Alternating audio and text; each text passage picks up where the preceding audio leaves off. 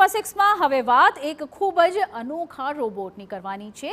એક એવા રોબોટની કે જે નદીના ભયંકર પ્રવાહ સામે, પૂરના પ્રકોપ સામે બાથ ભીડશે અને લોકોનું રેસ્ક્યુ કરશે।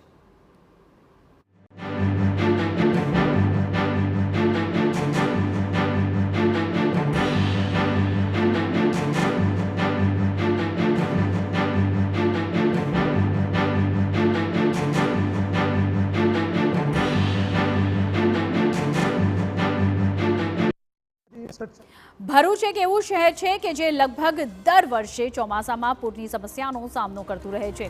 આ ભયાવહ પૂરમાં જ્યારે લોકો ફસાઈ જાય ત્યારે ઘણીવાર બચાવ કામગીરી ખૂબ જ મુશ્કેલ બની જતી હોય છે। ત્યારે રાજ્ય સરકાર દ્વારા ભરૂચ નગરપાલિકાને એક ખાસ રોબો ફાળવવામાં આવ્યો છે।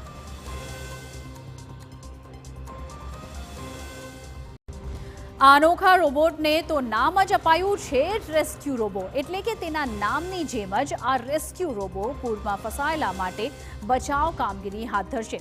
રેસ્ક્યુ રોબોટની વિશેષતા એ છે કે તેને રિમોટથી ઓપરેટ કરી શકાય છે, એટલે કે અત્યંત જોખમી સ્થળે કે જ્યાં રેસ્ક્યુ ટીમ ન પહોંચી શકે ત્યાં આ રોબોટને પહોંચાડીને રેસ્ક્યુ ઓપરેશન હાથ ધરવામાં આવશે અને ડૂબતા લોકોને બચાવવાની કામગીરી કરી શકશે આ રોબોટ।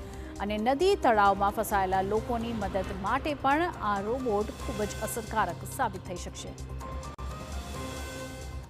બચાવ કામગીરી માટે ખૂબ જ આસાનીથી નર્મદા નદી કે કોઈ પણ તળાવ કે કોઈ પણ પૂર જેવી પરિસ્થિતિમાં બચાવ કામગીરી ખૂબ જ આસાન બનશે। રેસ્ક્યુ રોબોટનું કામગીરી એ પ્રમાણે છે કે તે કોઈ ડૂબતા વ્યક્તિ સાથે રિમોટની મદદથી અમે એના ત્યાં સુધી પહોંચી જઈશું અને તેને પકડીને અમે તેને ત્યાંથી બહાર લાવી અને આગળની જે પણ ટ્રીટમેન્ટ હશે તે અમે કરી શકીશું।